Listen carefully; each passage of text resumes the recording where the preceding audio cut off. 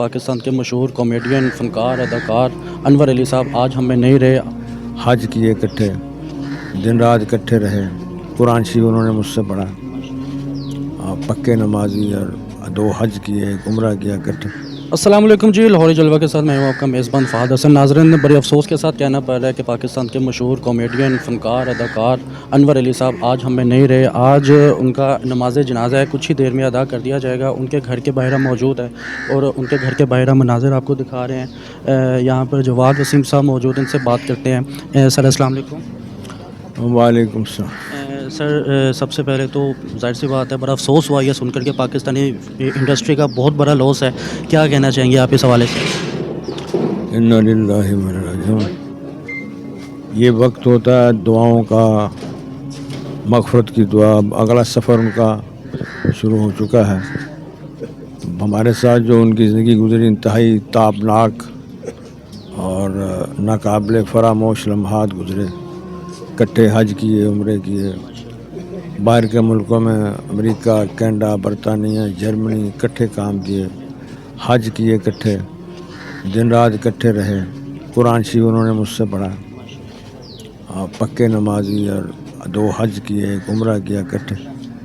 تو کیا کیا یادیں اور کیا کیا بتائیں، بس بہت بڑے بڑے انہوں نے کامیاب پروجیکٹ بھی دیے، جس میں سے ایک ہوم سویٹ ہوم بھی تھا، اور دیگر بڑے کامیاب پروجیکٹ دیے۔ پنجابی تھیٹر سے 1970 سے انہوں نے آغاز کیا تھا اس فیلڈ کا۔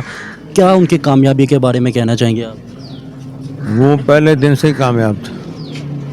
طوطا کہانی ہو، رگوں میں اندھیرا ہو، ماما سپیکنگ ہو، کوئی پروجیکٹ ہو، وہ اس میں نمایاں ناموں میں ان کا نام تھا، بڑے فنکاروں میں تھا۔ بلکہ ہم جب شروع میں آئے تھے تو میں ان کو دیکھتا تھا تو میں کہتا تھا کہ اگر فنکار ہو تو ایسا ہو۔ بتائیے گا کہ بعد میں انہوں نے ماشاءاللہ سے سنت رسول بھی رکھ لی تھی، اور انہوں نے انڈسٹری کو خیر آباد بھی کہہ دیا تھا۔ کیا کہنا چاہیں گے اس حوالے سے آپ؟ سنت رسول تو ہر مسلمان کو رکھنی چاہیے، انہوں نے بھی رکھی، اور ماشاءاللہ کام بھی کرتے رہے۔ تو پھر وہ بیمار ہو گئے تو پھر چھوڑا، بیمار ہو گئے تھے۔ آپ کی آخری ملاقات کب ہوئی تھی ان کے ساتھ؟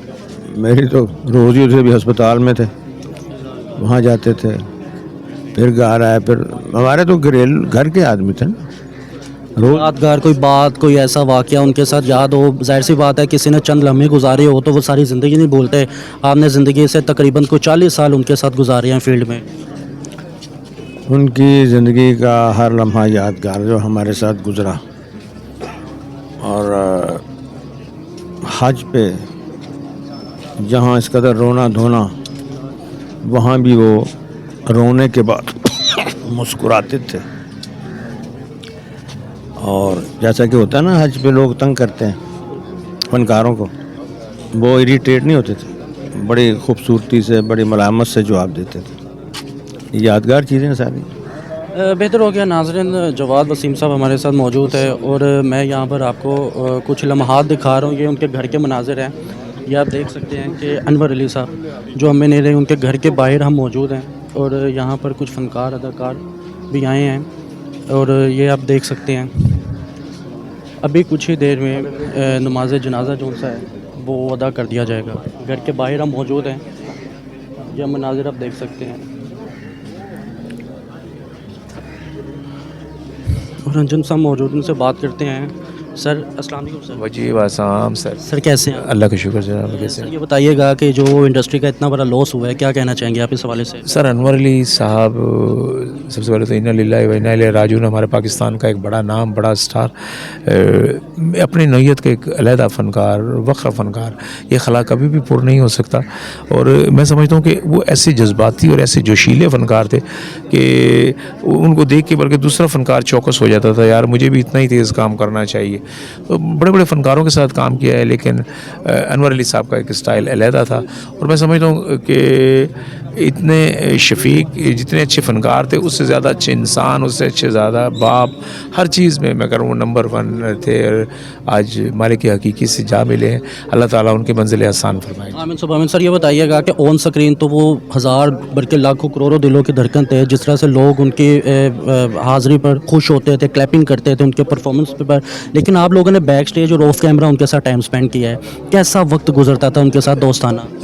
بھائی میں نے لاہور میں جب میں 90 میں آیا ہوں ملتان سے, تو انہی کے ساتھ ہی پہلا ڈرامہ کیا, اور اس کے بعد پھر دنیا میں جہاں بھی گیا ہوں, انگلینڈ, یورپ, امریکہ, جہاں بھی, تو انہی کے ساتھ یہ وقت گزرا, تو ان کے ساتھ رومٹ بھی رہا ہوں.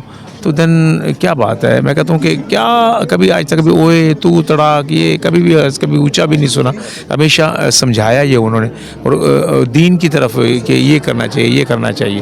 اللہ تعالیٰ منزل احسان فرمائے.